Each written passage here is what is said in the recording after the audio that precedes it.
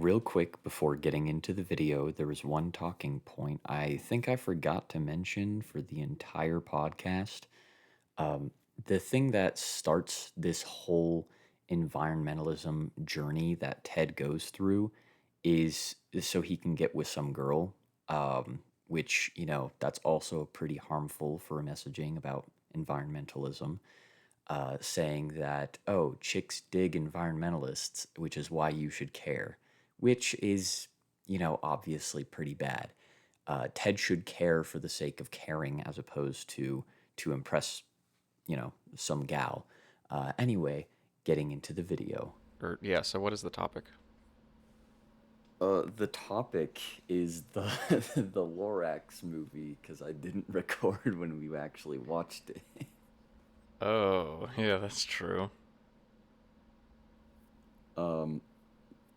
Yeah, so I'm just gonna put my cards out there right now. I think it's a pretty stupid movie.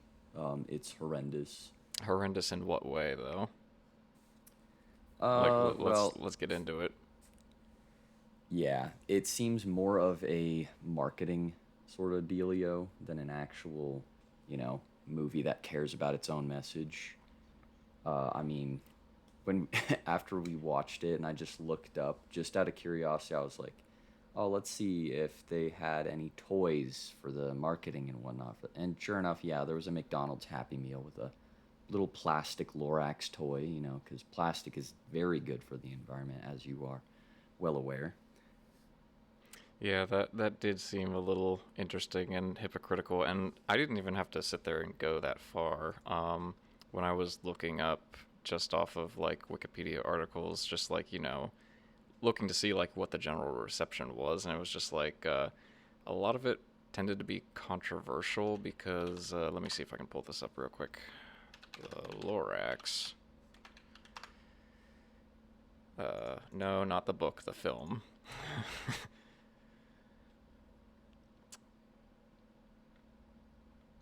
Yeah, so critical response just saying that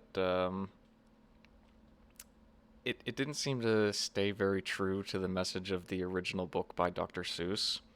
Um, a lot of it almost seemed to sit there and poke fun at the original book, as it was saying, like one of the only lines that was actually taken from the book was when they were talking about the trees in there, and so the line was,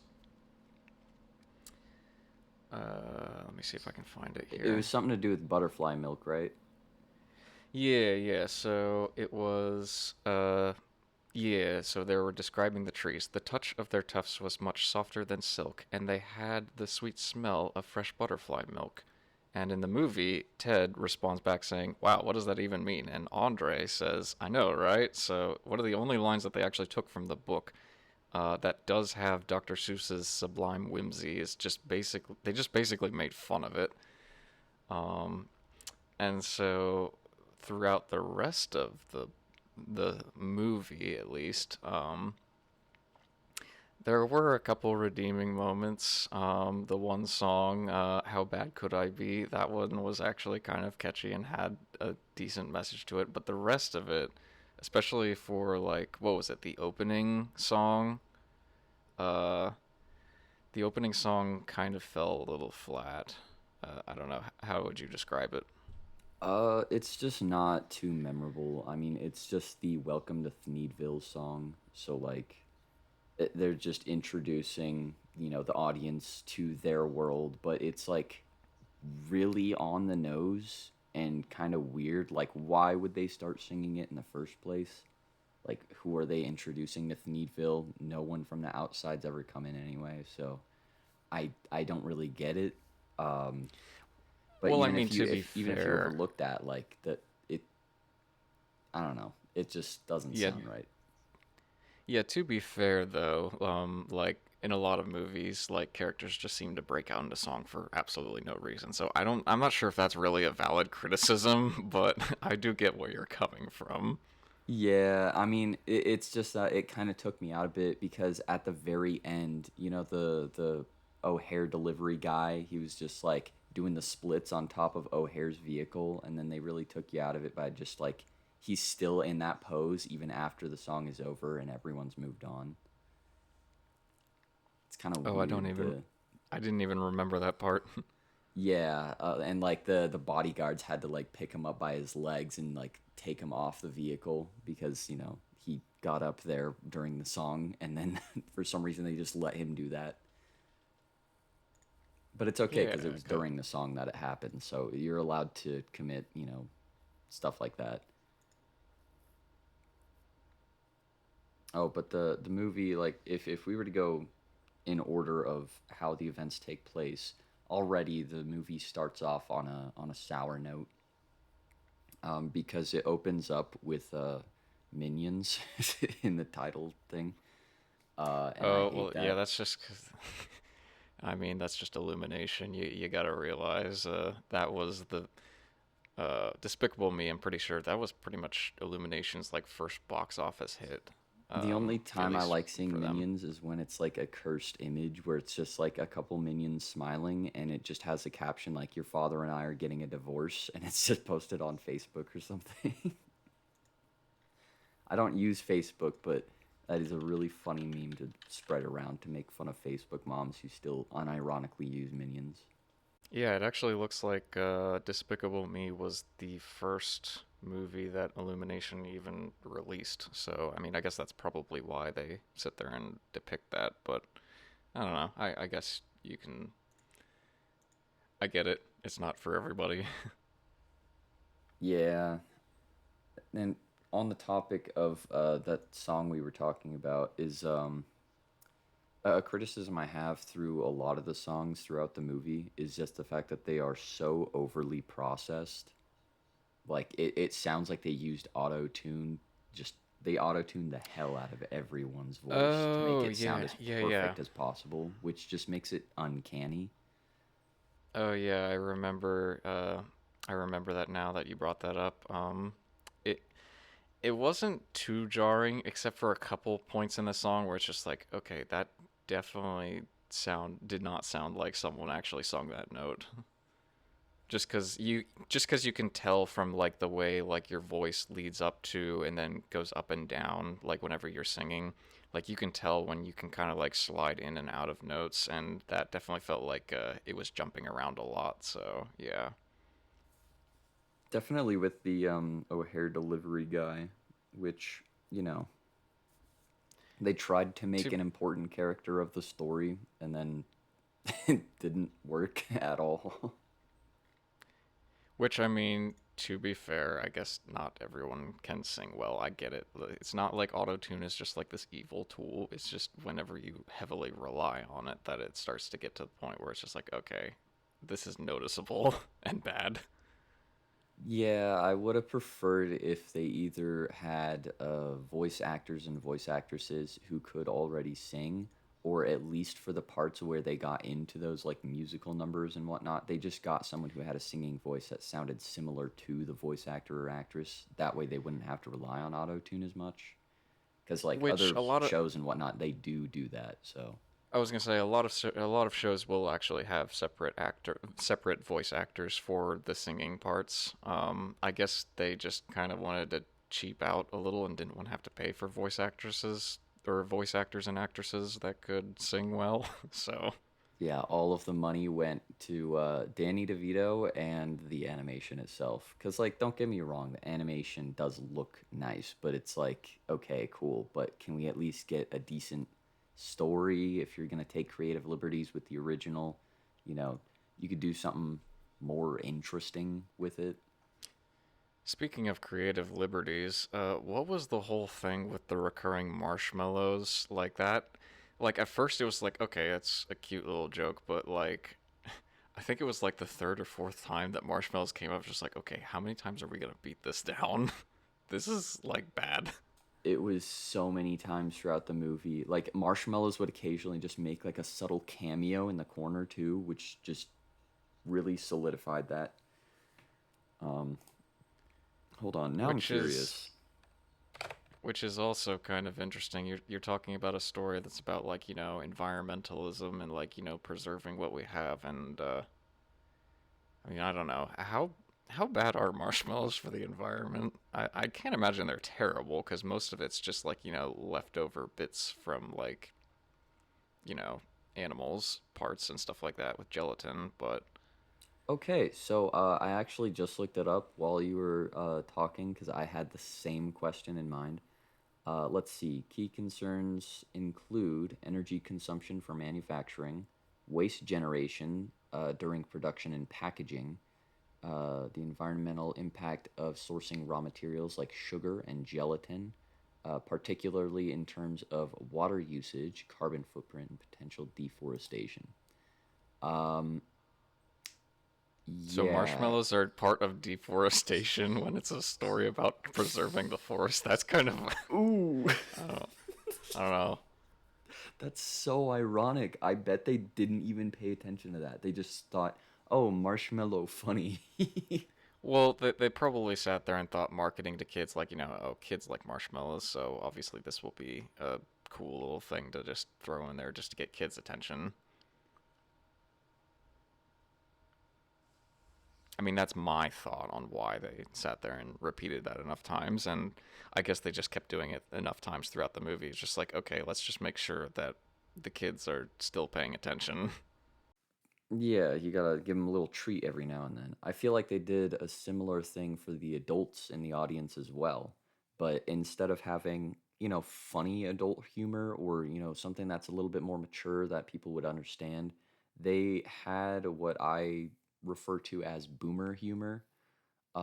The first instance of this is actually in the intro song where they just have this entire like line that goes on way too long talking about how beautiful it is to have a parking lot. Like why did they you didn't need that in the movie. And it was supposed to be like this funny haha like, "Oh, isn't this so relatable? You can never find parking." And it's like, okay, are we never going to address in this movie, the negative impact that vehicles have on the environment? Okay, we're just not going to acknowledge that. Yeah. No, yeah, especially with Mazda doing their promotional for the Lorax, which was also kind of controversial because, like, okay, you're again taking a story about sitting there and preserving the environment and being fiscally or not fiscally, environmentally responsible, and just absolutely like butchering it with capitalism. Yeah. Oh, and I remember some point after we were like discussing it after we watched it, um, we were both very confused where they get their food in the first place if there are no plants, period.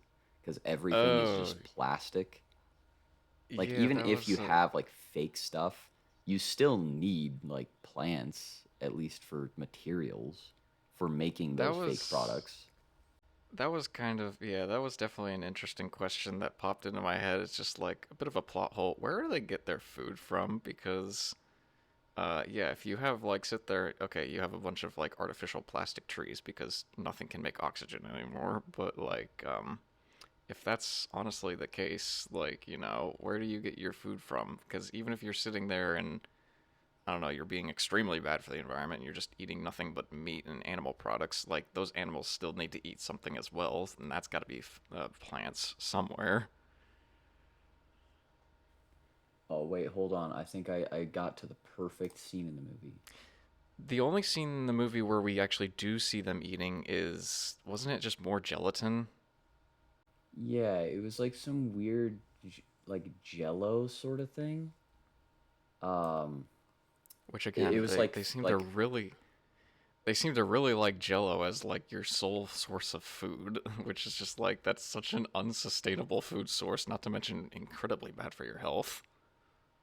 yeah, and I was actually just scrolling through the movie to get to the scene where the grandma's doing grocery shopping, and I want to see if I can see anything in the grocery bag, and all I can see is fucking marshmallows.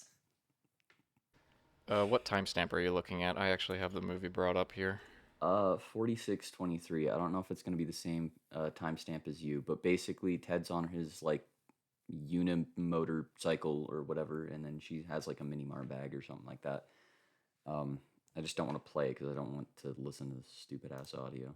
I could probably just mute it. She's got something else in the bag, but I can't tell. Yeah, I have it muted. You said 4620? Yeah, hold on. It's, Ugh. oh yeah, I see it here. It's really hard to see what she has in there because not very much is popping out. Yeah. Yeah, you can see the bag of marshmallows, but nothing else that's legible.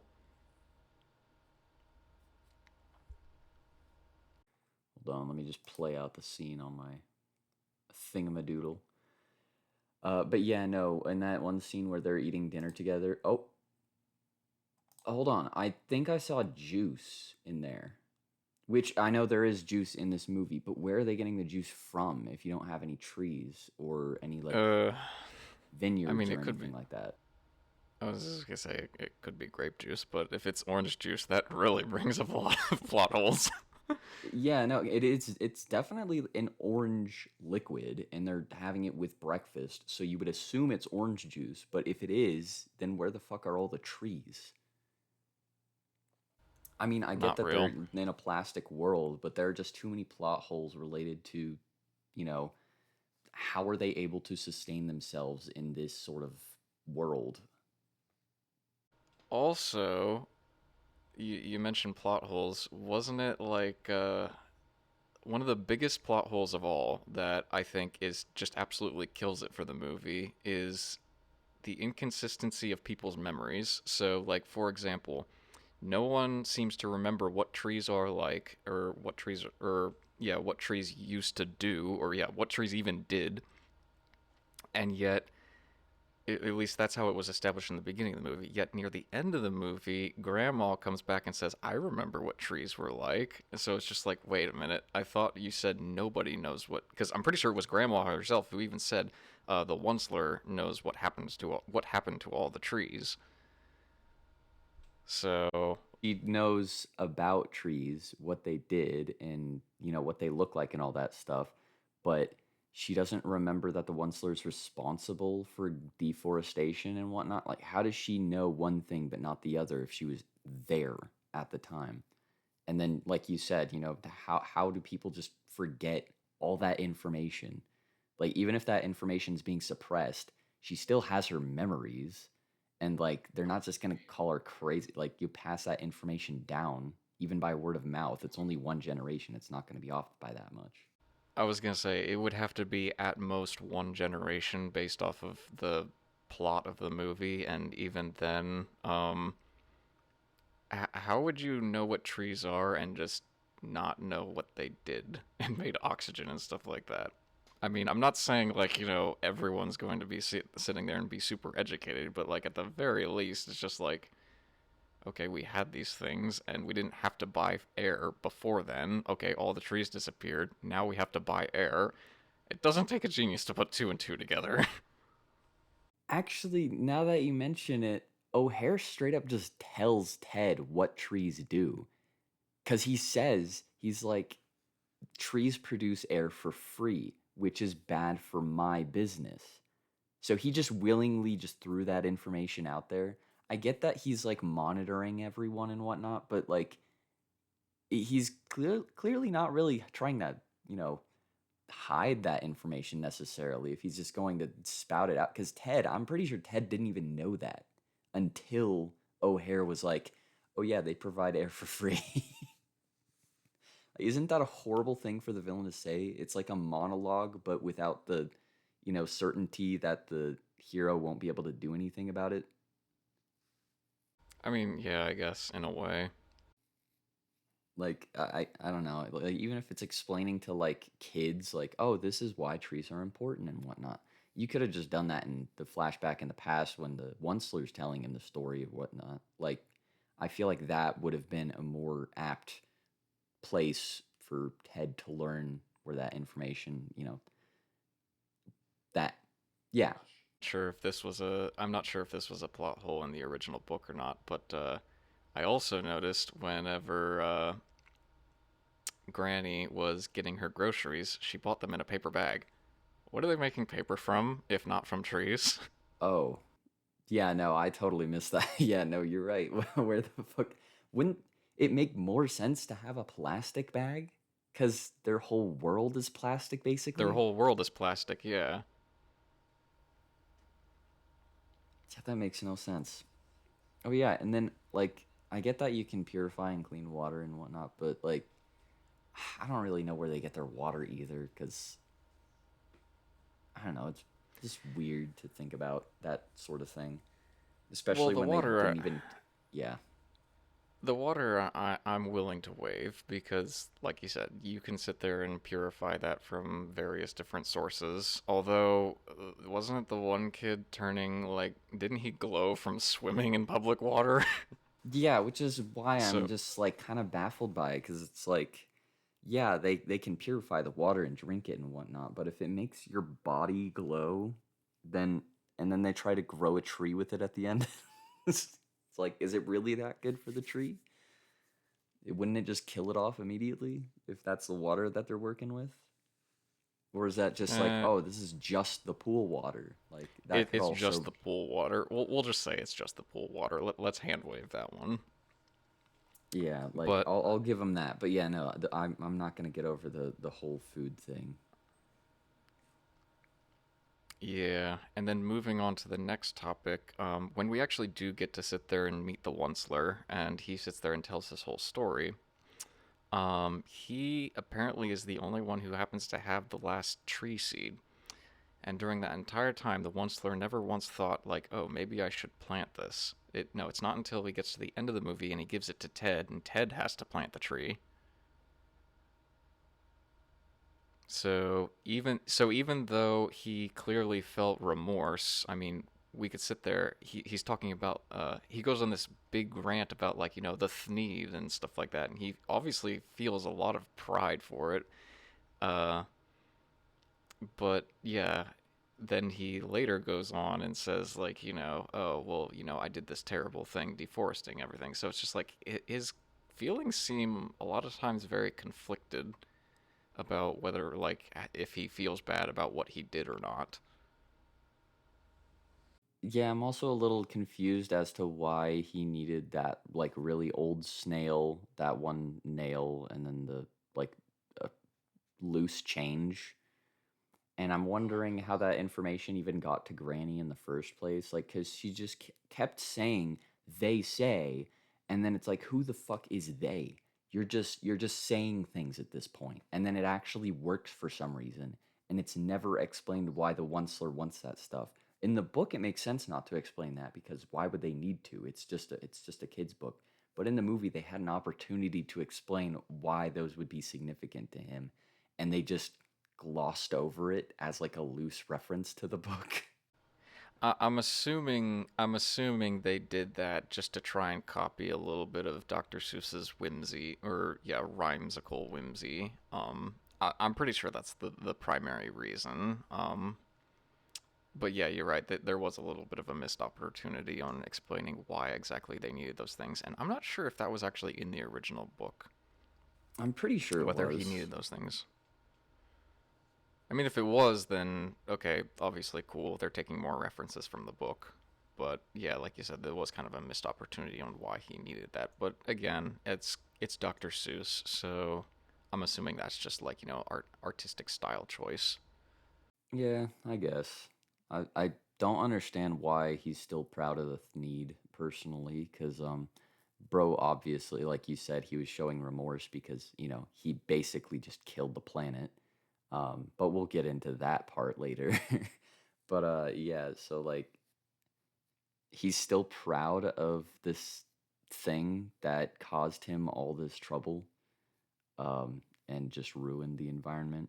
So kind of weird that he's still proud of it, in my opinion. But go off, I guess. Um, Yeah, I mean, actually, why don't we do get into it on how he basically killed the environment? There was multiple times where it was just like, a lot of times it just seemed like what he was doing was excessive, which, I mean, I guess I get it. In the world of business and capitalism, sometimes it's not always about doing things efficiently, it's about doing things in the most cost-effective way. So, whenever they were harvesting the trees, um, originally they just needed the tufts, but they eventually got to the point where they're just like, you know what? It will be faster if we just chop the whole dang tree down. And I guess they didn't really explain what they did with any of the waste. That was just waste. Yeah, who Um, cares about the lumber and the fruit and all the other stuff associated with trees? We don't care about that. We just want the tufts of the tree, but we're going to cut the whole thing down just to get the tufts, even though we could clearly create a machine that's able to chop down trees incredibly efficiently. So, but we can't, create a machine that's able to just strip the tufts off the tree efficiently, because that would just ruin the whole plot of the movie. So we got to make sure that they're actually cutting them down. They couldn't have made some sort of use out of the actual trees themselves. Oh, I hate the Onslers family. The Onslers family, they're the real villains of the story. They're horrible because they're the ones who suggest, hey, why don't we just chop down the trees anyway? yeah, I'm glad you actually brought that point up because I was sitting there and thinking to myself, there really wasn't a reason to have the Onslers family there other than just to shift the moral blame onto them and make the Onsler seem like he wasn't such a bad guy, even though I feel like it would be more impactful of a movie if he was the bad guy and he realized he was the bad guy, because that's how real life that's more reflective of how real life is. People aren't just like, just straight up villains, and they're also not just straight up saints. They're usually messy, and a lot of times we end up doing things that we regret, and that shows more character growth as opposed to the way that they interpret it with the Onslers family. It kind of makes the characters a little bit more static and less believable in my mind. Oh, wait, wait, wait, wait. I get it. The Onceler is like all these giant corporations and whatnot. He's not the one who's actually to blame. It's his shareholders. They want It's they just want sure. him to chop down the trees and ruin the environment. So it's okay for him to do that because it's not actually his fault. Oh no. It's so dumb. Also, I just have in my notes that the nerdy guy has borderline Hitler mustache. I Oh don't know yeah, why I in the thought it was beginning of the important movie, enough to make a note about, but we needed to make his shareholders seem like villains, or the real villains, at least. I'm talking about the O'Hare's like the guy who's Yeah. presenting the new air thing. Yeah. Which I don't know if those would be like. I guess technically those wouldn't be shareholders. Those would just be his like advisors or business advocates. But Yeah. But yeah, fuck his family, dude. Like they start off and they're all like, "You're never gonna make it. You're a loser. You're gonna fail in life. You're never gonna amount to anything." And then all of a sudden, he chops down one tree to make his thneed, and then he switches to just taking the tufts and whatnot. But he makes his thneed. He becomes a success. He calls his family. He's like, "Hey, I'm gonna need all the help I can get." And then they're all like, "Oh, we always believed in you." And he's just like, no, you literally didn't. He calls them out on it. And then after all is said and done, they chop down the last tree that's like there. And then his mom's just like, I am no longer proud of you. You let me down. Also, your brother, who's a total dipshit, yeah, he's my new favorite now. Fuck you. And then she just drives off. yeah. Like, what a great family he has. Yeah, especially his mom. Like, that is just the spitting image of just motherly love. Unconditional. The fact that they just made them like nothing but evil. Like at no point is his family like good or even yeah, you can't really argue that his family's ever good throughout the whole movie. They're discouraging, they're deceitful, they have bad business practices, they make him do a bunch of bad shit, and then they're just kind of a shitty family to begin with. So like there's like no redeeming factor there, which makes them very boring characters. Like I don't remember like any personalities of his family members. They kind of all just seem samey.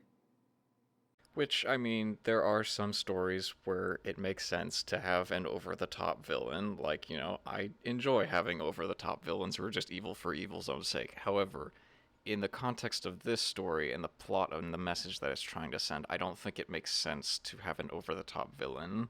I think it makes more sense to send a message of like, hey, we're all responsible for the environment. We all share this planet. We all need to be taking measures, both as the consumers and the producers. Yeah. Also, I just realized this. Why is that air so like blue and well, not blue air. I'm talking about like the sky. Like the sky in Thneedville is so pretty and blue and nice, but then directly outside of Thneedville, it's all dark and gloomy. I'm like, do they have some way of I'm assuming pushing the that's just bad air out? Yeah, I'm assuming that's just artistic license trying to create this artificial sense of paradise when all around them it actually isn't that much of a paradise if you sit there and look too far. I think it Um, would have been cool if they had like a special like dome that's just shielding people from seeing what's actually going on. Because like the wall, sure, it kind of fulfills that purpose, but like I think specifically the sky part kind of ticks me off because it's like you're saying that the air is like essentially just fine in this little area that's the worst culprit of all this environmental detriment. It's just totally clear there. and then I guess finally moving on to the end of the movie. The end of the movie seems to be an interesting plot because obviously O'Hare has reason to want to prevent, like, planting the seed. However, his reason isn't very compelling against the rest of the townspeople of Thneedville. So he's just like, oh, let's just let this thing die. And I don't know, that just seems kind of like very. How exactly do I want to describe it? It's very, like, suspicious, I guess. Like, that absolutely no one in Thneedville would be like, what's the point in just letting it grow? Like, it's just a living thing. Like, just let it be. However, he seems very bent on, like, obviously destroying this thing. So it's just like, I don't know. I guess it's just dumb characters acting dumb. And no one sits there and seems to use their brain for a little bit. It's like, oh, like, hey, maybe there's a reason why he's trying to do this, and it's not in our best interest. Yeah, well, that's why you have that song. That way you don't need time to convince people. You can just say, "Oh, over the course of the song, everyone just kind of switched their entire way of life." You don't want to actually put thought into that sort of thing. O'Hare's dumb, and so's everyone else, but it's okay. We got a musical number at the end of it. Also, Which I was gonna say that just I we talked about this when we actually watched the movie, but I don't think we actually covered it yet. Which leads up to, like, the final call to action at the end of the movie. It's just like, just let it grow.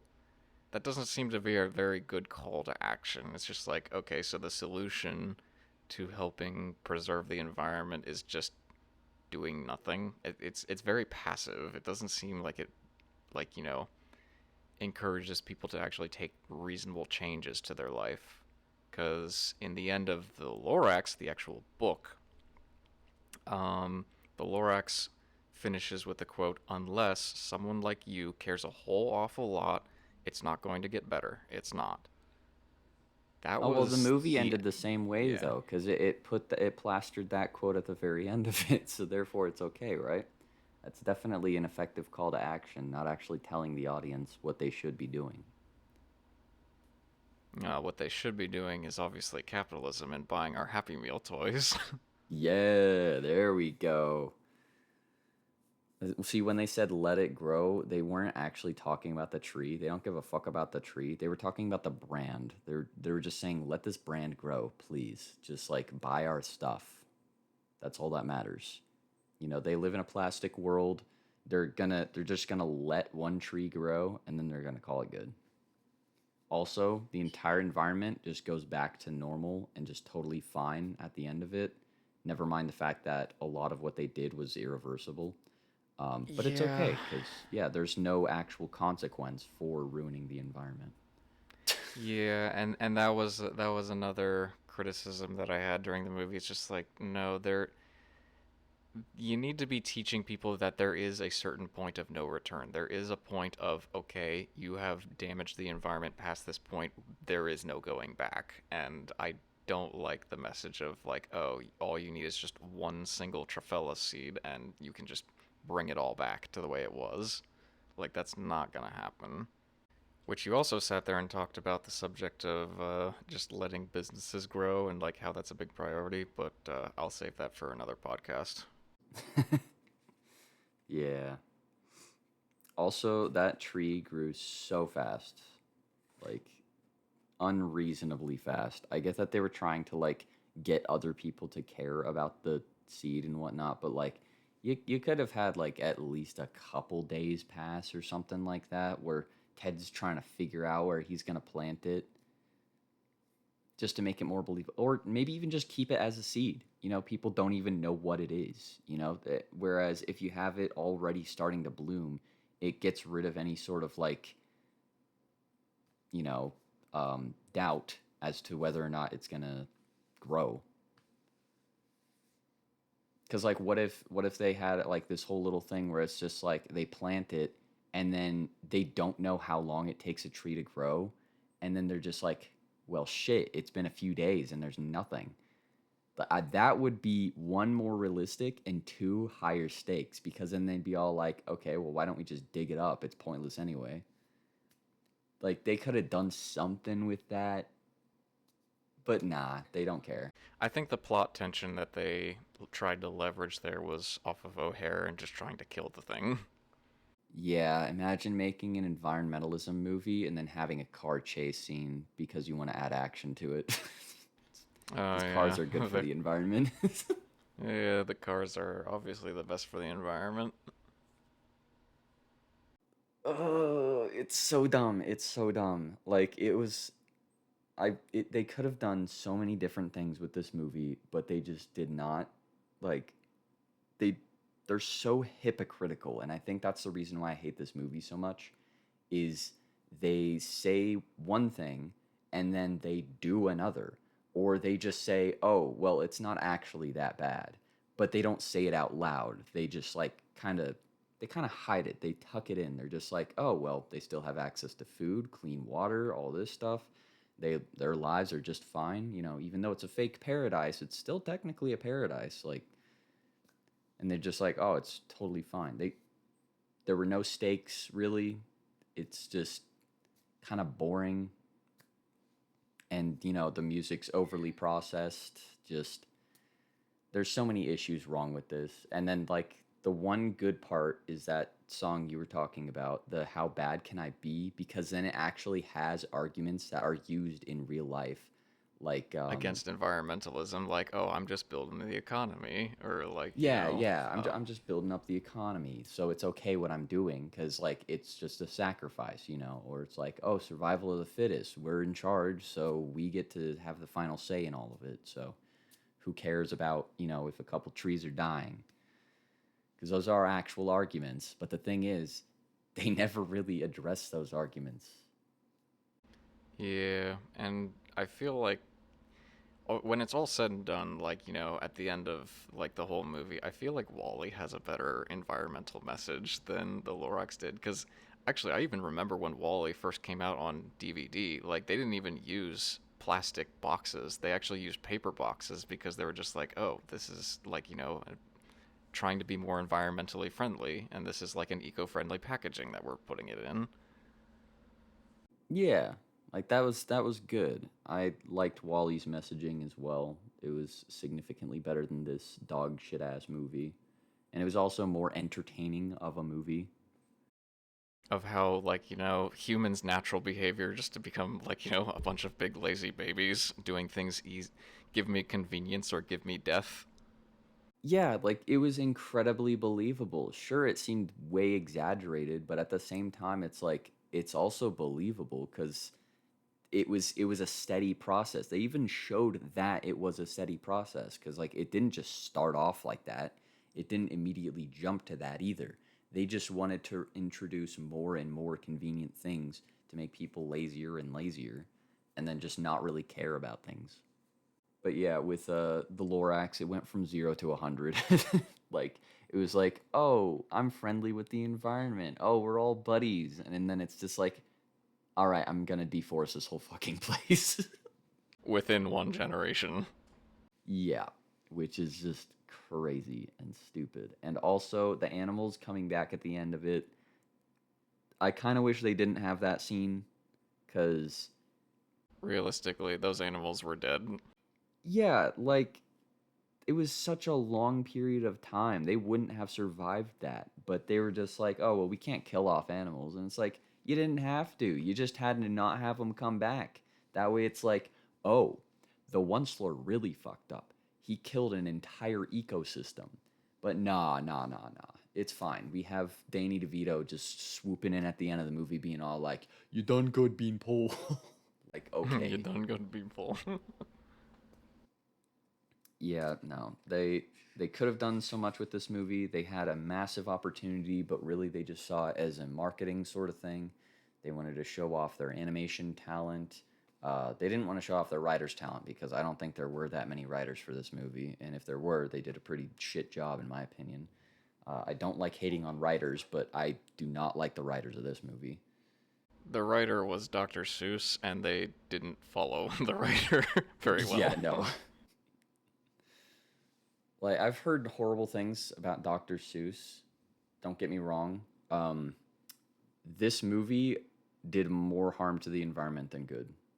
Whereas with Dr. Seuss, like he made a book, and yeah, they chopped down trees to make those books, but like he got the medium out there, and it was less harmful than this dog shit ass movie. Would you like a Danny DeVito toy with your Happy Meal, sir? Yes. Well, I'm not sure if you have anything more to add, but that's pretty much all I had. I mean, I have small nitpicks here and there of just like minor details, like how did he not see Danny DeVito just like spawn in with lightning and thunder? He was literally outside when it happened, or how chopping down a tree would actually make it faster to collect the tufts because you still have to collect the tufts after the tree falls, or you know stuff like that. Yeah, I think we nailed a lot of the major points that we discussed earlier when we first watched the movie, so Yeah, unfortunately, you probably saw it, what, like 2 FPS? yeah, it was a little bad, but I later got a better version that I could watch. Yay. Yeah, because I think if I were to send you my version, that's just blatant piracy. Yeah, we don't talk about that. We'll, Yeah, we'll we don't cut talk that out about of that. the We don't talk about I mean, we'll hey, cut that fuck out of this the movie. recording. They don't deserve my money anyway. Bastards. I saw it for free on YouTube, by the way, to clarify for anyone out there listening who's concerned that I committed a crime. I definitely didn't commit a crime. I just watched it for free on YouTube because it was free on YouTube, the official one, not someone pirating it. I promise. We can just edit this part out, right? We It's can edit this part of the fine. recording out. No, it's fine. It's fine. Who cares? All right. Well, a big middle finger to this movie for defeating its own purpose, being incredibly hypocritical, and then trying to save face. Um, Big middle finger to the animation studio that didn't really make that many good positive changes for their negative environmental impact until significantly later. Um, and yeah, I guess kind of a thumbs up for that one decent song in the middle of the movie. That was almost kind of redeeming, but not quite. Not enough. They got close. They were really close on the nose, but just failed to hit the home run on that one. All right. Well, it was. Thanks for anyone who listened to this lovely rant about a movie that is no longer really relevant. Um, I hope you found it entertaining. Uh, any final closing remarks, Asmo? Nope, just a movie that was produced over a decade ago. Fair enough. All right. See y'all later. Ta ta for now. Walete. Bye.